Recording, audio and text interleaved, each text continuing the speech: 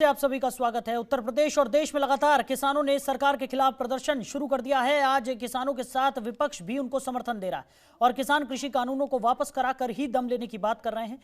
इसी को लेकर आपको बता दें कि जनतंत्र टीवी से कांग्रेस नेता पीएल पुनिया ने खास बातचीत की, सुनिए।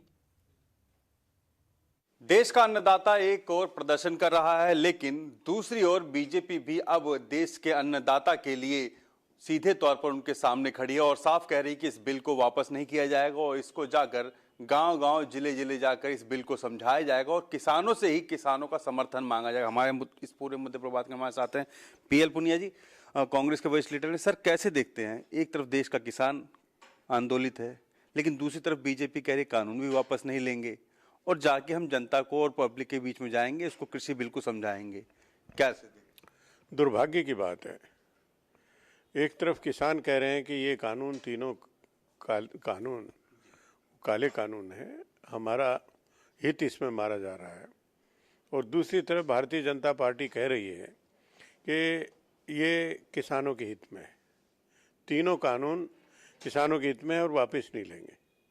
लेकिन ये अजीब बात है कि जिनके लिए कानून बनाना बता रहे हैं वो कह रहे हैं कि हमारे खिलाफ है। तो किसके कहने से कानून बना है? ना तो किसी कोई किसान सामने आ रहा है कि हमसे पूछ के कानून बनाया, ना कोई किसान संगठन कह रहा है।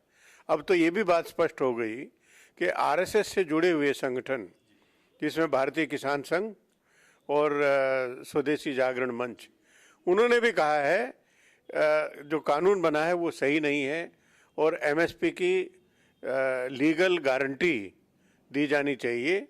तो इस तरह से हालात बने हैं, तो स्पष्ट रूप से अब जाहिर हो रहा है कि ये पूरे तीनों कानून उद्योगपतियों के फायदे के लिए, उद्योगपतियों के कहने से बनाए गए हैं। ये थे पीएल पुनिया जी ने साफ तौर पर बोला कि सरकार को इस पूरे बिल को वापस लेना चाहिए और किसान और जन भावनाओं को देखते हुए इस बिल से अगर वापसी हो जाती है, सुधार के बाद अगर ये बिल आता है, तो किसान को भी कोई गुरेज नहीं होगा।